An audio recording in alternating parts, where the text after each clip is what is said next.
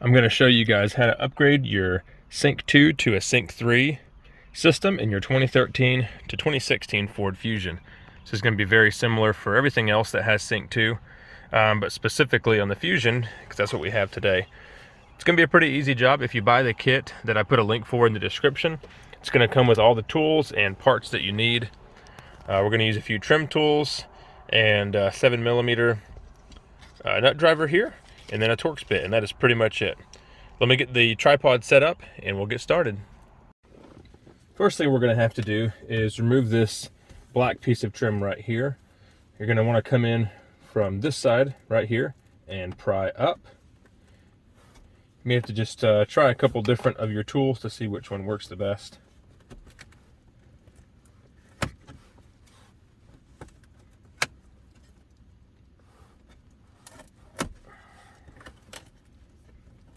This one's got a lot of crud in it. Hopefully yours isn't this dirty. It'll be a little bit easier.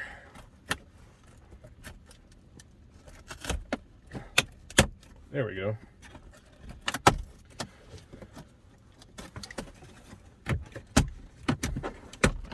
Oh, yuck. Yeah, we're gonna have to clean that out before we put it back together. A little bit of soda has been down in there, I think. Okay, then after that, we can take out this piece of trim right here. We're gonna start here at this front corner.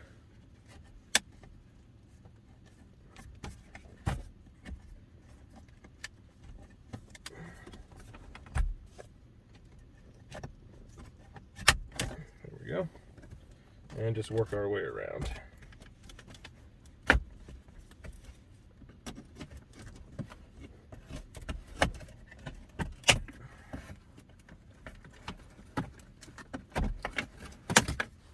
All right, there we go. Hopefully yours isn't so gross. It should come off a little bit easier than that. Next up, we're going to remove this piece of trim that goes all the way up around here. We're going to start off down here, go between this soft piece right here, and we're going to pry up on it.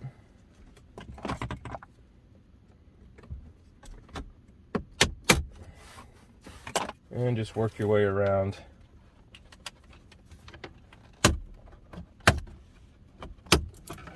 Move the camera so you can see. That top part is going to pop off just the same as these pieces did down here. If it's cold outside, it'd be a good idea to work your tool to kind of where it stops. That way you can find where these actual clips are, and you can pry very close to the clip. If you're trying to pry sort of far away from where the clip is, and it's really cold outside, that's when you can have to worry about cracking this piece of trim. Or any of the trim, really, for that matter. The closer you can get to the little clips, the better it's going to be. There we go. And these are what the little clips look like. So you have a little plastic kind of spring retainer there. That's pretty much it. This piece is a little flimsy, so that's why I figured I'd mention that. Next up, we're going to remove this control panel and this plastic piece that goes around the screen. There's going to be two 7mm bolts, one inside there and one inside right here. Really easy to get to. These are pretty tight, so you may need to use actually a 7mm socket with an extension, depending on your hand strength, I guess, and how tight these things are.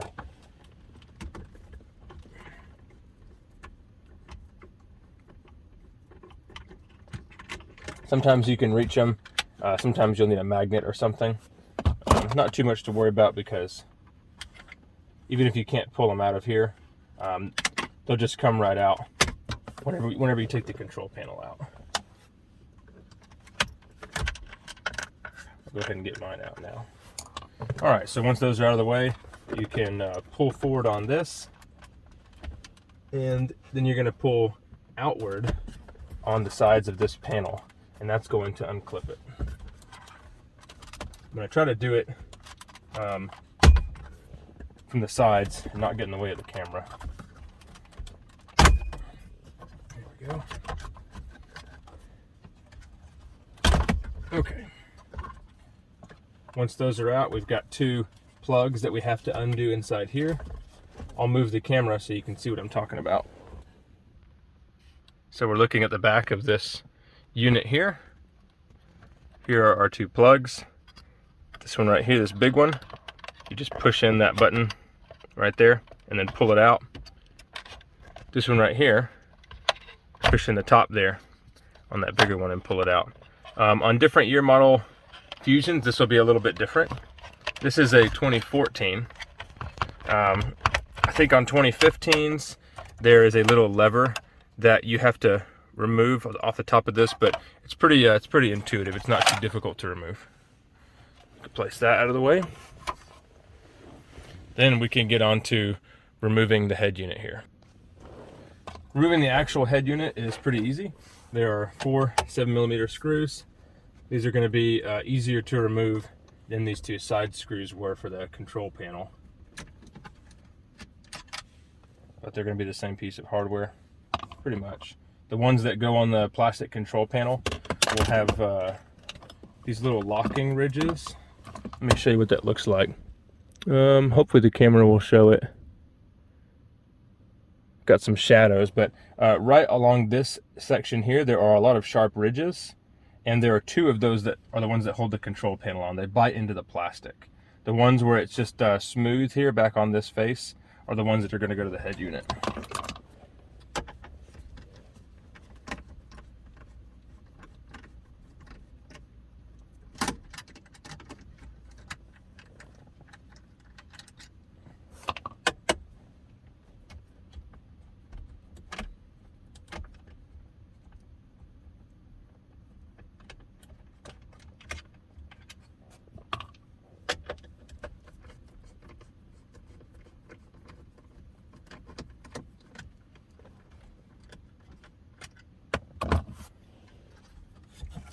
Now we can remove this thing and remove the connectors behind it. On the Sync 2 system, there are only 2 connectors. So we've got this one here, which goes to our USB and the console here, and then we've got our large connector. We'll depress here on the top.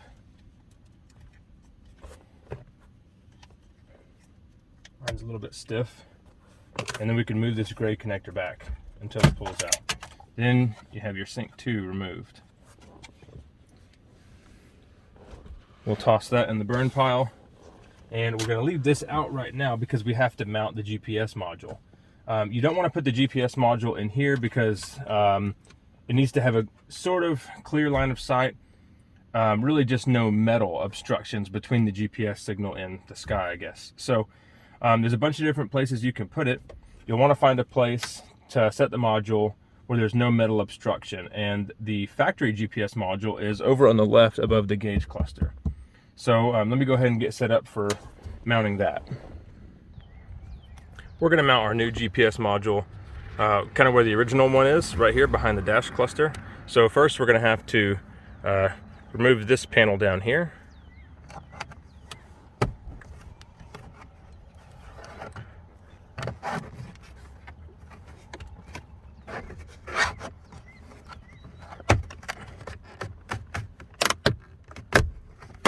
There we go.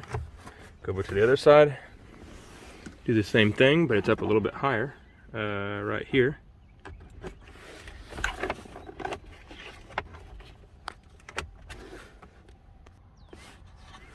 Then you can lay this out of the way. It'll just kind of hang down there. Next up, we've got a couple screws. One down inside there, 7mm. And then we're going to need to remove this panel here for the headlight switch so we can get to the other one. There are 2 7mm bolts right there and right there.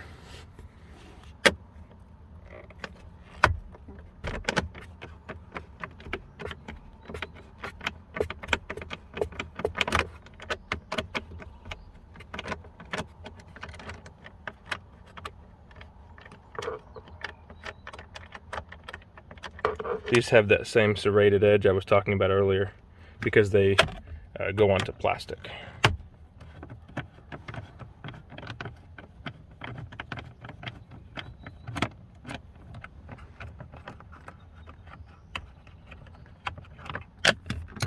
Okay, now we should be able to pull this guy out, and we could just leave it hanging out of the way. That exposes our last 7mm on the left side to remove this bezel.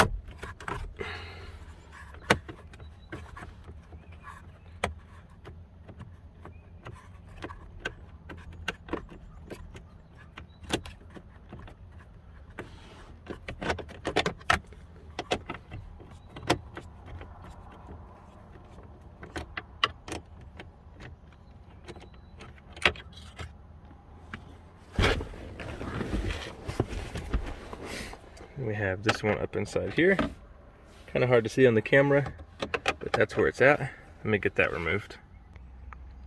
Okay, so once those two are out for this section here, I'm gonna move up or remove this piece right here. This whole assembly will try to come out, this whole trim assembly, but we really need to get this bottom piece out independently. So you're gonna pull up on it on both sides, and then we need to get it just kind of sitting out of the way. Next up, we can pull the dash cluster bezel itself, and you're just gonna kind of pull on all the edges until you get it worked loose.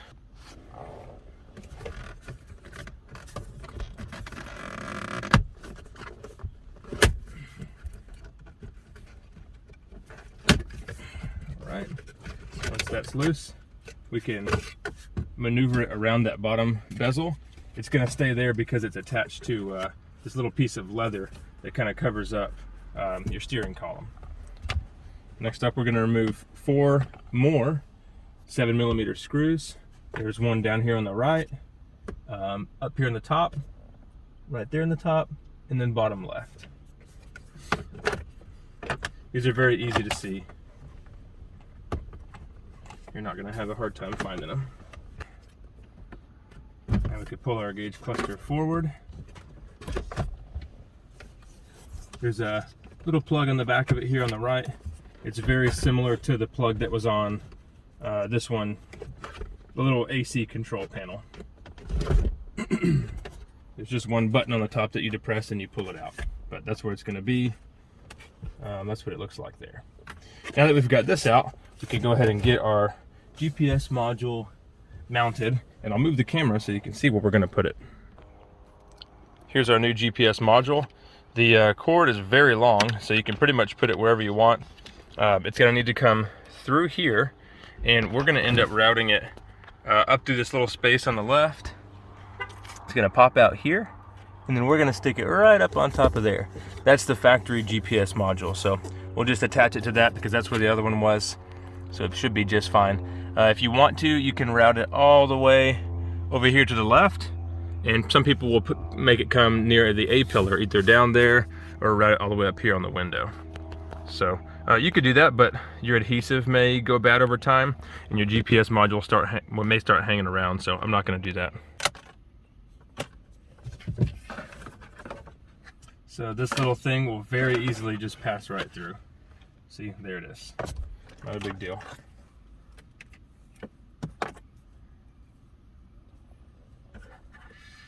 I have plenty of extra line in case you did want to put it in a different location.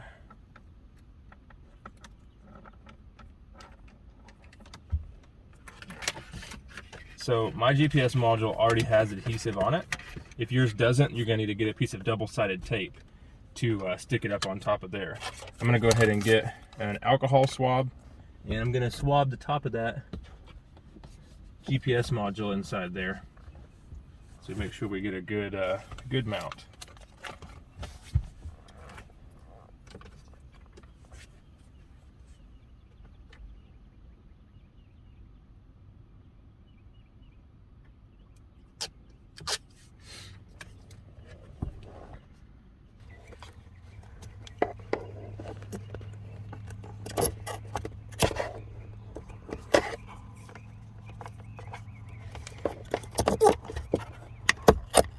There we go. That's pretty much it. Now that our GPS module's in, we can start reassembling everything. Very simple, nothing weird or different that you have to do. One thing that I'll mention is you are going to need to move your steering column down. Down here, right there, there's a lever that you pull forward to move your steering column down. So I forgot to mention that earlier. When you're pulling out this cluster, you're going to have it all the way down. The cluster kind of goes in from the side there. And we'll get this plug back in.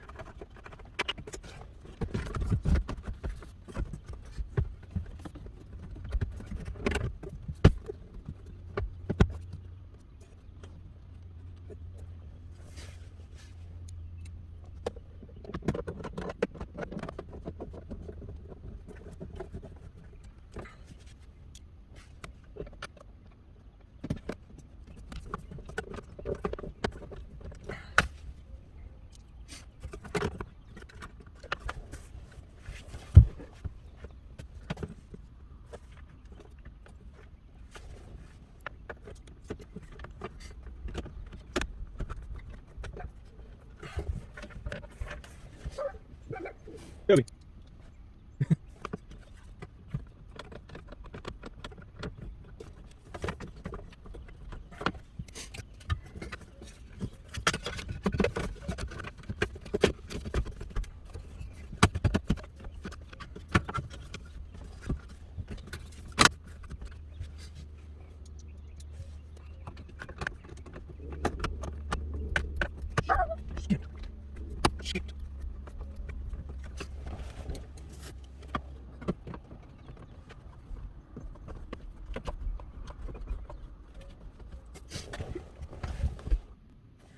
Once we've got the Gage cluster and everything installed again, we're going to go ahead and install the new APIM and head unit. You're going to need to reuse the brackets from your old one, and mine are a T9, pretty small torque size. I think they could also be a T7. Super tiny things. Make sure you have the right tool because you really don't want to strip these little things out. With them being so small, they strip pretty easily. So let me get these things moved over. Right, the sticker on my head unit was actually wrong, and I didn't think about it. When you install this thing, all the plugs need to be on the bottom. The main harness plugs and everything need to be down here, and your GPS plug needs to be here on the top right or top passenger side. So when I put this thing in, I actually had my brackets in wrong. How you'll know you have your brackets in properly is you'll have this little locating tab at the top of either side. So I'm going to go ahead and get my brackets mounted properly to the screen, and then we'll keep going.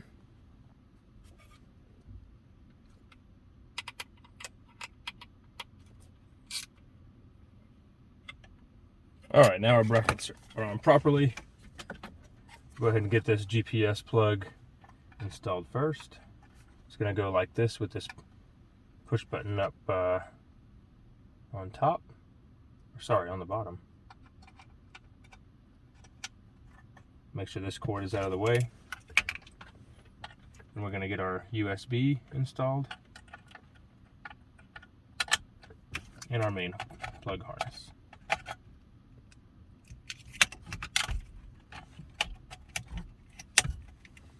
All right, make sure we get our GPS cord out of the way. We are all good to go.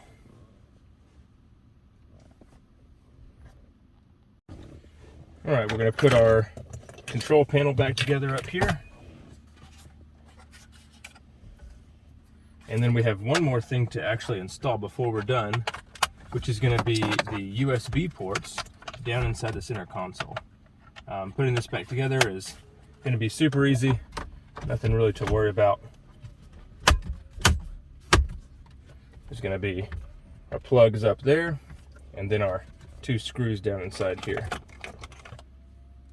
Make sure you grab your screws that have the little serrations on the underside there, so they bite into the plastic.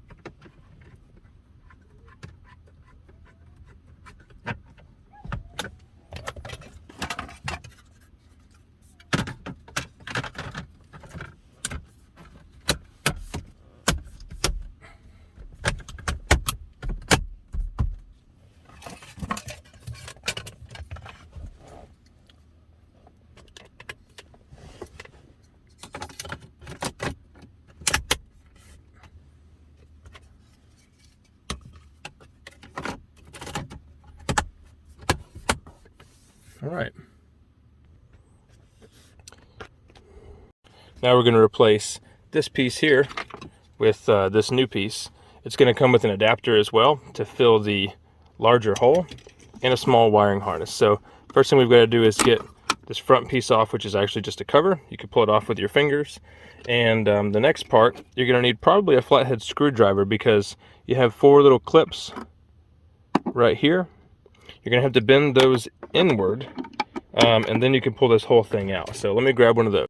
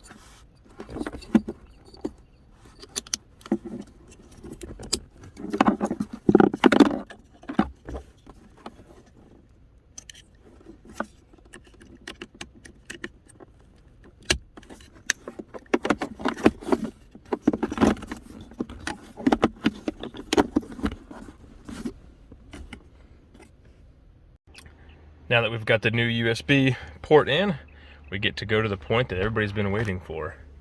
That's right. Now let's start this thing up, see how it works. All of your features that you had before should be there. If you have any issues, you can email the company that you buy from, and they should be able to get it sorted out for you. It'll include a USB to OBD cable normally, and you can pull any kind of like programming that you need to from that point. So everything here should load up and work exactly like it did before. If you have any questions, put them in the comments. Thanks for watching.